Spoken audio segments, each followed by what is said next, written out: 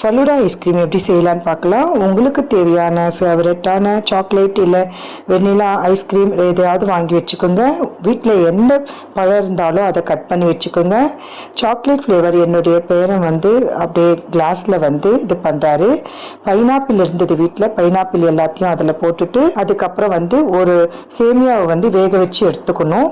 சேமியாவை நம்ம ஒரு ஸ்பூன் எல்லாத்துலேயும் போட்டுடலாம். ஜெல்லி, மேங்கோ ஜெல்லி எல்லாம் நான் செய்தேன். அந்த ரெசிபி தனியா நான் போடுறேன். கமெண்ட்ல நீங்க நான் ஷார்ட் வீடியோ போடுறது நல்லா இருக்கா இல்ல லாங் வீடியோ போடுறது நல்லா இருக்கான்றத சொல்லுங்க.